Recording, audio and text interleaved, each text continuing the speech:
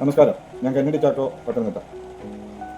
2 ദിവസം മുമ്പ് ഒരു ഓഫീസിൽ വിവരാവകാശ നിയമപ്രകാരം അപ്പീൽ വയ്ക്കാനായിട്ട് പോയ കാര്യമാണ് എനിക്കിന്ന് നിങ്ങളുടെ മുമ്പാകെ പറയാനുള്ളത്. ഒരു മാസം മുമ്പ് പത്തനംതിട്ട സാമൂഹ്യനീതി വകുപ്പിൽ വിവരാവകാശം നൽകിയിരുന്നതിൻ്റെ മറുപടി തൃപ്തികരമല്ലാത്തതിന് ഒരു അപ്പീൽ അപേക്ഷ സമർപ്പിക്കുകയുണ്ടായി. ഈ അപ്പീൽ അപേക്ഷ നമ്മൾ സാധാരണ പോസ്റ്റ് വഴി അയക്കുകയാണെങ്കിൽ 55 രൂപ ചിലവാക്കി രജിസ്റ്റർ പോസ്റ്റ് അല്ലെങ്കിൽ സ്പീഡ് പോസ്റ്റ് അയക്കണം. പക്ഷേ നമ്മൾ നിരന്തരം പത്തനംതിട്ട ടൗണുമായിട്ട് ബന്ധപ്പെട്ട് ഇരിക്കുന്നതിനാൽ നേരിട്ട് കൊടുക്കുവാൻ വേണ്ടി ഞാൻ എൻ്റെ സ്റ്റാഫിനെ ഓഫീസിലേക്ക് പറഞ്ഞു വിട്ടു. അവിടെ പോയപ്പോൾ ഉണ്ടായ ഒരു ദുരവസ്ഥയെ പറ്റിയാണ് ഞാൻ പറയുന്നത്.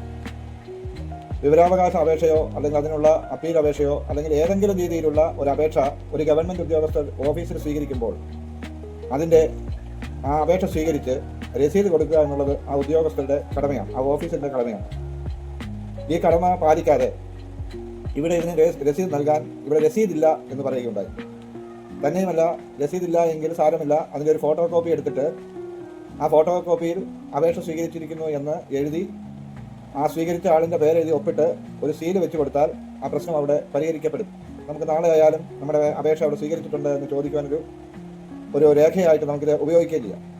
അത് അപ്പോൾ അവിടെ നിന്ന് നമ്മുടെ ആളിനോട്, അവർ അപേക്ഷയുമായിരിക്കുന്ന ആളിനോട് അവരുടെ പ്രതികരണം, ഈ ഫോട്ടോസ്റ്റാറ്റ് എടുക്കുന്ന മിഷൻ ഞങ്ങളുടെ ഓഫീസിൻ്റെയാണ്, ഇവിടുത്തെ ഓഫീസിലെ കാര്യങ്ങൾ ചെയ്യുവാൻ വേണ്ടിയാണ് ഈ മിഷൻ ഇവിടെ വാങ്ങി വെച്ചിരിക്കുന്നത്, ഇങ്ങനെയുള്ളവർക്ക് അല്ല ഇങ്ങനെയൊന്നും കോപ്പി എടുക്കാൻ വേണ്ടി അല്ല എന്ന് ഒരു ആക്ഷേപിക്കുന്ന തരത്തിലാണ് പത്തനംതിട്ട സാമൂഹ്യനീതി വകുപ്പിൻ്റെ ഉദ്യോഗസ്ഥൻ ഒരു അപേക്ഷയുമായി ചെന്ന ഒരു പെൺകുട്ടിയോട് അവഹേളനമായി പെരുമാറിയത്. ഇത് ഉടൻ തന്നെ ആ പെൺകുട്ടി എന്നെ വിളിച്ചു പറയുകയും ഞാനത് പൂർവാധികം ശ്രദ്ധയോടെ കേട്ടിട്ട് പത്തനംതിട്ട വിജിലൻസ് ജില്ലാ ഓഫീസിൽ DYSPയെ നേരിട്ട് പോയി കാണുകയും അദ്ദേഹത്തോട് ഈ പരാതി ഞാൻ അറിയിക്കുകയും ചെയ്തു. സത്യത്തിൽ അന്ന് പെട്ടെന്നുണ്ടായ ആ സാഹചര്യത്തിൽ എനിക്ക് പരാതി എഴുതിക്കൊണ്ട് പോകാൻ പറ്റിയിട്ടില്ല എന്നുള്ളത് യാഥാർത്ഥ്യമാണ്. പക്ഷെ അപേക്ഷ സ്വീകരിക്കാതിരുന്ന ഉദ്യോഗസ്ഥരുടെ ഓഫീസ് ആ ബിൽഡിങ്ങിന് തൊട്ട് താഴെയാണ്. ആ അപേക്ഷ വായിച്ചു, പരിശോധിച്ചു. അതിൽ നിങ്ങൾക്ക് എന്തെങ്കിലും ആക്ഷേപമുണ്ടെങ്കിൽ 30 ദിവസത്തിനകം അപ്പീൽ സമർപ്പിക്കാം എന്നെഴുതി അതിൻ്റെ താഴെ അപ്പീൽ അധികാരിയുടെ അഡ്രസ്സ് വരെ കൊടുത്തിരിക്കുന്ന ആ വിവരാവകാശ മറുപടിയും അതിനകത്തുണ്ടായിരുന്നു. ഈ വിവരാവകാശം വെക്കുവാനുള്ള കാരണം പത്തനംതിട്ട ജില്ലയിൽ കോന്നിയിൽ പ്രവർത്തിച്ചു വരുന്ന ഒരു അനാഥാലയം എന്ന് തന്നെ പറയാം, ഓൾഡ് ഏജ് ഹോം എന്ന് വേണമെങ്കിൽ പറയാം, അല്ലെങ്കിൽ ഭിന്നശേഷിക്കാരെ പാർപ്പിച്ചോ സംരക്ഷിക്കേണ്ട സ്ഥാപനം എന്നും പറയാം. അതെന്തിനാണ് 3 തരത്തിൽ പറയുന്നതെന്ന് ചോദിച്ചാൽ, ആ സ്ഥാപനം രജിസ്റ്റർ ചെയ്തിരിക്കുന്നത് സാമൂഹ്യനീതി വകുപ്പിൻ്റെ വെബ്സൈറ്റിൽ പ്രദർശിപ്പിച്ചിരിക്കുന്നത് ഭിന്നശേഷിക്കാരായ ആളുകളെ സംരക്ഷിക്കേണ്ട സെൻ്ററായിട്ടാണ് രജിസ്റ്റർ ചെയ്തിരിക്കുന്നത്. പക്ഷേ ആ സ്ഥാപനത്തിൻ്റെ ബോർഡ് ഗാന്ധി ഭവൻ, ദേവലോകം, എലിയറയ്ക്കൽ, കോന്നി എന്നാണ് അവിടെ ബോർഡ് വെച്ചിരിക്കുന്നതും ഓഫീസിൽ ഞങ്ങൾ ബന്ധപ്പെട്ടപ്പോൾ അവിടെ കാണാൻ കഴിഞ്ഞതും ഒരു ഓൾഡ് ഏജ് ഹോമായിട്ടാണ് അവിടെ കാണിച്ചിരിക്കുന്നത്. ഈ ഒരു സംശയം തീർക്കുവാൻ വേണ്ടിയാണ് വെബ്സൈറ്റിൽ ഒന്ന് പ്രദർശിപ്പിച്ചിരിക്കുന്നു, അവരുടെ ബോർഡുകളിൽ വേറെ രീതിയിൽ പ്രദർശിപ്പിച്ചതിന് സംശയം തീർക്കുവാൻ വേണ്ടിയാണ് കഴിഞ്ഞ മാസം പത്തനംതിട്ട ജില്ലാ ഓഫീസിലേക്ക് ഞാൻ വിവരാവകാശം വെച്ചത്. അപ്പോൾ ആ വിവരാവകാശത്തിന് മറുപടി തന്നതിലും എഴുതിയിരിക്കുന്നത് കൃത്യമായിട്ടുണ്ട്, അത് ഓൾഡ് ഏജ് ഹോമാണെന്ന്. സത്യത്തിൽ ആ മറുപടി തന്ന ആളും ഇങ്ങനെ തെറ്റായ ബോർഡ് വെച്ച് പ്രവർത്തിപ്പിക്കുന്ന ആളുകളും ഇതിന് ബന്ധപ്പെട്ട ആളുകളെല്ലാം ഇതിനകത്ത് കുറ്റക്കാരാണ് എന്നുള്ളതാണ് എനിക്ക് മനസ്സിലാക്കാൻ കഴിഞ്ഞത്. എന്നാൽ അതിനകത്ത് ആധികാരികമായ ചില കാര്യങ്ങൾ ചോദിച്ചതിന് മറുപടി തരാത്തതിനാലാണ് നമ്മളവിടെ അതിന് അപ്പീൽ സമർപ്പിച്ചത്.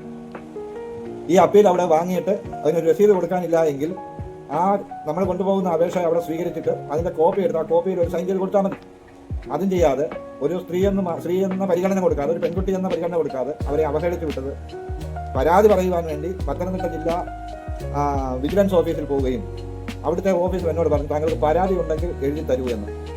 ഞാനപ്പോൾ പറഞ്ഞത് 3 മാസം മുമ്പ് ഇതേ വിജിലൻസ് ഡിപ്പാർട്ട്മെൻറ്റായ തിരുവനന്തപുരത്ത് ഡയറക്ടറേറ്റിലേക്കും പത്തനംതിട്ട ജില്ലാ ഓഫീസിലേക്കും 3 പരാതികൾ ഇതേ ഓഫീസർക്കെതിരെയും ഇതേ ഓഫീസിനെ പറ്റിയും ഞാൻ കൊടുത്തിട്ടുണ്ട്. എന്നാൽ നാളിന്ന് വരെ അതിനൊരു തുടർ അന്വേഷണമോ മറുപടിയോ നമുക്ക് അതിന് ലഭിച്ചിട്ടില്ല. അപ്പോൾ ഞാൻ അവിടെ DYSPയോട് പറഞ്ഞത്, 3 മാസം മുമ്പുള്ള പരാതിക്ക് പോലും താങ്കളെ കൊണ്ട് നടപടിയെടുക്കാൻ പറ്റത്തില്ല എന്ന സാഹചര്യത്തിൽ ഇപ്പോൾ തരുന്ന പരാതിക്ക് താങ്കൾ എന്താണ് നടപടിയെടുക്കാൻ പോകുന്നത് എനിക്ക് മനസ്സിലാകുന്നു. ആയതിനാൽ ഇപ്പോൾ ഞാൻ പരാതി എഴുതി തരാം, ഇപ്പോൾ തന്നെ നടപടിയെടുക്കാൻ കഴിയുമോ എന്ന് ചോദിച്ചപ്പോൾ അദ്ദേഹം അവിടെ ഒന്നും കഴിയാത്ത രീതിയിൽ ഇരിക്കുകയായിരുന്നു. അപ്പോൾ ഇത് നടപടി എടുപ്പിക്കുവാൻ വേണ്ട നടപടി അതിന് മുന്നിലോട്ട് നമുക്ക് പോകേണ്ടത് നമ്മുടെ ആവശ്യമായി വന്നു.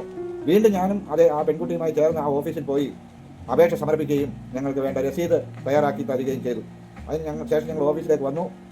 ബഹുമാനപ്പെട്ട മുഖ്യമന്ത്രിക്കും പത്തനംതിട്ട ജില്ലാ പോലീസ് മേധാവിക്കും പത്തനംതിട്ട പോലീസ് സ്റ്റേഷനിലും വിജിലൻസ് ഡിപ്പാർട്ട്മെൻറ്റിലും ഞങ്ങൾ പരാതി നൽകിയിട്ടുണ്ട്. ഇതൊരു വീഡിയോ ആയിട്ട് പറയാൻ കാരണം ഈ വീഡിയോ എൻ്റെ യൂട്യൂബ് ചാനൽ ഇവിടെ തന്നെ ഉണ്ടാകും. പറഞ്ഞ തീയതിയും ദിവസങ്ങളും എല്ലാം ഇതിനകത്തുണ്ടാകും. ഇതൊരു തെളിവിനായിട്ടാണ് ഞാൻ ഉപയോഗിക്കുന്നത്. അത് തന്നെയുമല്ല, ഇങ്ങനെ ഒരു ഗവൺമെൻറ് ഓഫീസിൽ ചെല്ലുമ്പോൾ നമ്മളുടെ നികുതി പണത്തിൽ ശമ്പളം വാങ്ങിച്ച് അവിടെ ഇരിക്കുന്ന ഓരോ സാധന സാമഗ്രികളും നമുക്ക് വേണ്ടി, പൊതുജനങ്ങൾക്ക് വേണ്ടി ഉപയോഗിക്കാനുള്ള സാധന സാമഗ്രികൾ വെച്ചുകൊണ്ട് അത് നിങ്ങൾക്ക് വേണ്ടിയല്ല, അത് ഞങ്ങൾക്ക് ഉപയോഗിക്കാനാണെന്ന് പറയുന്ന അത്തരം എന്ന് വെച്ചാൽ നിന്ദ്യമായ സംസാരം സംസാരിക്കുന്നവരെ, ഇങ്ങനെയുള്ള ഉദ്യോഗസ്ഥരായിട്ട് ഇനി മുന്നോട്ട് പോകാൻ പാടില്ല. അവർക്കെതിരെ ശക്തമായ നടപടിയെടുക്കണം.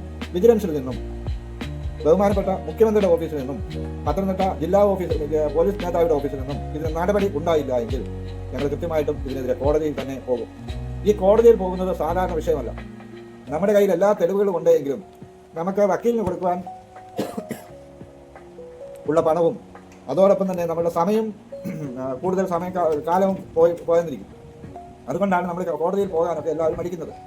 പക്ഷേ ഇന്നത്തെ നമ്മുടെ കേരളത്തിന്റെ ഭരണകൂടത്തിൽ നമുക്ക് സംഭവിച്ചുകൊണ്ടിരിക്കുന്നത് എന്താണെന്ന് ചോദിച്ചാൽ, ഭരണകൂടത്തിന് അനുകൂലമായ രാഷ്ട്രീയ പാർട്ടികൾ തെറ്റ് ചെയ്തു എങ്കിൽ അവർക്കെതിരെ നടപടിയെടുക്കാൻ ഈ സർക്കാർ യാതൊരു കാരണവശാലും തയ്യാറാകുന്നില്ലെന്നുള്ളതാണ്. അതിന് തെളിവ് സഹിതം ഞാൻ പറയാം. എൻ്റെ ഒന്നാമത്തെ പരാതി കള്ളവോട്ട് ഓപ്പണേജ് കൺട്രോൾ ബോർഡിന്റെ ബോർഡ് മെമ്പർമാരെ തെരഞ്ഞെടുക്കുന്നതിന് വേണ്ടി 2025 സെപ്റ്റംബർ മാസം വോട്ടെടുപ്പ് നടന്നിരുന്നു. ഈ വോട്ടെടുപ്പിൽ വോട്ട് ചെയ്യേണ്ടവർ അനാഥാലയങ്ങളും മറ്റും ചാരിറ്റബിൾ ഹോമുകൾ നടത്തുന്നവരാണ് വോട്ട് ചെയ്യേണ്ട പ്രതിനിധികൾ. എന്നാൽ 2 വർഷം മുമ്പും ഇതിനുശേഷം ആ വോട്ട് നടക്കുന്നതിന് മുമ്പായിട്ട് സ്ഥാപനം നിർത്തിയവരും നിലവിൽ സ്ഥാപനമില്ലാത്തവരും ഒക്കെയാണ് ഈ 2025 സെപ്റ്റംബർ മാസം നടന്ന വോട്ടെടുപ്പിൽ വോട്ട് ചെയ്തിരിക്കുന്നത്. ഇത് ഞാൻ വിവരാവകാശം വെച്ച് വോട്ട് ചെയ്തവരുടെയും വോട്ട് ചെയ്യാനുള്ള ലിസ്റ്റും വിവരാവകാശ മറുപടിയിൽ എൻ്റെ കൈവശമുണ്ട്. ഇതിനെതിരെ മുഖ്യമന്ത്രിക്ക് പരാതി കൊടുത്തു, സാമൂഹ്യനീതി വകുപ്പ് ഡയറക്ടറേറ്റിൽ പരാതി കൊടുത്തു. എന്നാൽ യാതൊരു നടപടിയും ഈ മുഖ്യമന്ത്രിയുടെ ഓഫീസ് സ്വീകരിച്ചില്ല. തന്നെയുമല്ല, ഈ മുഖ്യമന്ത്രിയുടെ ഓഫീസ് ഏറ്റവും വലിയൊരു തെറ്റും ചെയ്തു. ഇത് വോട്ട് നടത്തിയിരിക്കുന്നത് കേരള സാമൂഹ്യനീതി വകുപ്പാണ്. ഓർഫനേജ് കൺട്രോൾ ബോർഡ് എന്ന് പറയുന്നത് കേരള സാമൂഹ്യനീതി വകുപ്പിന്റെ അണ്ടറിൽ പ്രവർത്തിക്കുന്ന ഒരു ബോർഡാണ്. അവിടെ ഇലക്ഷൻ നടത്തുന്നത് സാമൂഹ്യനീതി വകുപ്പ് ഡയറക്ടറിന്റെ ഇൻചാർജിലാണ് നടത്തുന്നത്. അപ്പോൾ എൻ്റെ പരാതി ഗവൺമെന്റ് ഉദ്യോഗസ്ഥർ സാമൂഹ്യനീതി വകുപ്പ് സെക്രട്ടറിക്ക് കൈമാറുന്നതിന് പകരം ഈ മുഖ്യമന്ത്രിയുടെ ഒരു സാമൂഹ്യനീതി വകുപ്പ് ഡയറക്ടർ തന്നെ പരാതി കൊടുക്കുക. ഇത് എവിടെയെങ്കിലും നടക്കുന്ന ന്യായമാണോ എന്ന് ചോദിച്ചാൽ ഈ കേരളം വിട്ട് വേറെ എങ്ങും നടക്കുകയില്ല. കാരണം നമ്മൾ ഒരാളുടെ മേൽ പരാതി വിടുമ്പോൾ അതേ പരാതിക്കാരന് തന്നെ പരാതി കൊടുക്കുന്നത് എന്ത് നേട്ടമാണ്, അല്ലെങ്കിൽ എന്ത് പരിഹാരമാണ് നമുക്ക് നേടാനുള്ളത്, അല്ലെങ്കിൽ എന്ത് പരിഹാരം നമ്മൾ നേടിത്തരും എന്ന് എനിക്ക് മനസ്സിലാകുന്നില്ല. അതുകൊണ്ട് ഈ മുഖ്യമന്ത്രിയുടെ ഓഫീസിൽ നമ്മൾ ആർക്കൊക്കെ പരാതി അയച്ചിട്ടുണ്ടെങ്കിലും അവരുടെ പാർട്ടിക്കാരെ ആണ് തെറ്റ് ചെയ്തതെങ്കിൽ യാതൊരു നടപടി ഉണ്ടാകുകയില്ല. ഇല്ല, എതിർ പാർട്ടിക്കാരാണ് തെറ്റുകാരെങ്കിൽ 100% നടപടി ഉണ്ടാവും. ഇത് ഭീകരവാദികൾ ഭരിക്കുന്ന നാടായിട്ടാണ് എനിക്ക് തോന്നുന്നത്. കാരണം ഈ കമ്മ്യൂണിസ്റ്റ് സർക്കാർ അവർക്ക് അനുകൂലമായ ആളുകളെ മുന്നോട്ട് പോകാൻ പ്രേരിപ്പിക്കുകയും അവർക്ക് അനുകൂലമല്ലാത്ത രാഷ്ട്രീയക്കാരാണെങ്കിൽ അല്ലെങ്കിൽ രാഷ്ട്രീയത്തിൽ ഇല്ലാത്ത ആളുകളാണെങ്കിൽ ശരി, അവരെ ഇല്ലാതാക്കാൻ ശ്രമിക്കുന്നത് ഭീകരവാദികളുടെ സ്വഭാവമാണ്. നമുക്കെതിരെ നിൽക്കുന്ന ആളുകളെ അവരെ ഇല്ലാതാക്കി നമുക്ക് അനുകൂലമുള്ളവർ മാത്രം ഈ ഭൂമിയിൽ ജീവിച്ചാൽ മതി എന്നും ചിന്തിക്കുന്നവർ തന്നെ ഭീകരവാദികളാണ്. അതാണ് ഭീകരവാദം എന്നതിന്റെ അർത്ഥം. ഓപ്പോസിറ്റ് ഉള്ളവരെ ഇല്ലാതാക്കുക, അതാണ് ഭീകരവാദം.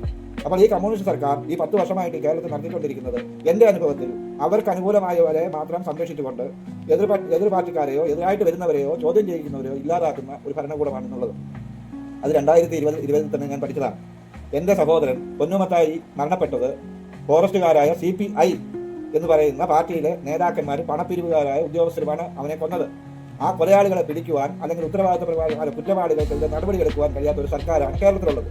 അതിനനുകൂലമായിട്ട് കുറ്റവാളികൾക്ക് അനുകൂലമായിട്ടാണ് അന്നത്തെ ഉണ്ടായിരുന്ന ഒരു കളക്ടർ ഉണ്ടായിരുന്നത്. അദ്ദേഹത്തിന്റെ നിയമപ്രകാരം ഒരു കളക്ടർ എന്ന ഉദ്യോഗസ്ഥരിക്കുമ്പോൾ ആ സീറ്റിലിരിക്കുമ്പോൾ ചെയ്യേണ്ടത് ഇതിന് കുറ്റക്കാരാരാണോ അവർക്കെതിരെ നടപടിയെടുക്കുക എന്നൊരു കുറിപ്പ് കുറിക്കാൻ കഴിയാത്ത, അത്രയ്ക്ക് പോലും കഴിവില്ലാത്ത നൂഹ് എന്ന് പറഞ്ഞ IAS ഉദ്യോഗസ്ഥരാണ് ഈ കേസ് ഇത്രയും നീട്ടിക്കൊണ്ടു പോകാനും കുറ്റവാളികൾക്കെതിരെ നടപടിയെടുക്കാതെ ഇരിക്കാനുമുള്ള കാരണം. അയാൾ IAS പഠിച്ചിട്ടുണ്ടെന്നേ ഉള്ളൂ. അദ്ദേഹത്തിന് ആ ജോലി ചെയ്യുവാൻ യാതൊരു അർഹതയില്ലാത്ത വ്യക്തിയാണ്. അപ്പൊ ഈ കാര്യങ്ങളൊക്കെ ഇറങ്ങിത്തിരിയുമ്പോഴാണ് സാധാരണ നമ്മളെപ്പോലുള്ള ചെറിയ പൗരന്മാർക്കൊക്കെ ഈ കാര്യങ്ങൾ ബോധ്യമാകുന്നത്. പിന്നീട് ഞാൻ അന്വേഷിച്ചപ്പോഴാണ് നമുക്ക് എന്ത് പരാതി ഉണ്ടെങ്കിലും സാമൂഹ്യനീതി വകുപ്പും അതിന് വേണ്ടതായ രീതിയിൽ ആ കാര്യം പരിഹരിച്ചു തരുന്നില്ല എന്ന് വീണ്ടും ഞാൻ അന്വേഷിച്ചപ്പോഴാണ് എനിക്ക് മനസ്സിലാകുന്നത് 3 മാസം മുഖ്യമന്ത്രിയുടെ ഓഫീസിൽ പരാതി കൊടുത്തതിന് ശേഷം പിന്നീട് 3-4 മാസം കഴിഞ്ഞ് നമുക്ക് വരുന്ന മറുപടി ഈ പരാതി ക്ലോസ് ചെയ്തിരിക്കുന്നു. ഇവർ പരാതിക്കാരനെ അന്വേഷിക്കുന്നില്ല. പരാതിക്കാരനോട് ചോദിക്കണം, എന്തെങ്കിലും രീതിയിൽ അന്വേഷിക്കണം, ഇത് എന്തിന്റെ അടിസ്ഥാനത്തിലാണ് നിങ്ങൾ ഈ പരാതി തന്നത്, ഈ പരാതിയിൽ എന്തെങ്കിലും തെളിവുകളുണ്ടോ, ആ തെളിവുകൾ പരിശോധിച്ച് വേണ്ട നടപടിയെടുക്കേണ്ട ഉദ്യോഗസ്ഥർ ഇവർക്ക് അനുകൂലമായ ആളുകളാണ് തെറ്റുകാരെന്ന് മനസ്സിലാക്കിക്കൊണ്ട് ഈ പരാതി ഇല്ലാതാക്കുകയും ക്ലോസ് ചെയ്യുകയും ചെയ്യുന്ന ഈ പ്രവണത നമ്മുടെ ഈ ലോകത്ത് തന്നെ കേരളത്തിൽ മാത്രമേ, ഈ കമ്മ്യൂണിസ്റ്റ് ഭരണത്തിൽ മാത്രമേ നമുക്ക് കാണാൻ പറ്റുകയുള്ളൂ. ഈ ഭരണത്തിൽ ഇതിനു മുമ്പ് കമ്മ്യൂണിസ്റ്റ് ഭരണം നമ്മുടെ കേരളത്തിൽ വന്നിട്ടുണ്ട്. നമ്മളൊക്കെ നല്ല രീതിയിൽ സന്തോഷമായിട്ട് വീണ്ടും കമ്മ്യൂണിസ്റ്റുകാർ വോട്ട് ചെയ്യുവാനൊക്കെ നമുക്ക് പ്രേരണ തന്നിട്ടുണ്ട്, EMS-ഉം ES ഒക്കെ. അപ്പോൾ ഈ ഒരു സർക്കാർ, പിണറായി സർക്കാർ എന്ന് പറയുന്ന സർക്കാർ ഈ കേരള ജനങ്ങളെ കൊള്ളയടിക്കുകയാണ്. അതേപോലെ തന്നെ പരാതിക്ക് പരിഹാരം കാണാത്ത അത്രയ്ക്ക് കഴിവ് കെട്ട ഭരണ മന്ത്രിസഭയാണ് ഈ പിണറായി സർക്കാർ എന്നതിന് തെളിവ് സഹിതം ഈ പരാതിയിലൂടെയും ഞാൻ അവതരിപ്പിച്ചുകൊണ്ട് എൻ്റെ വാക്കുകൾ നിർത്തുന്നു. നന്ദി, നമസ്കാരം.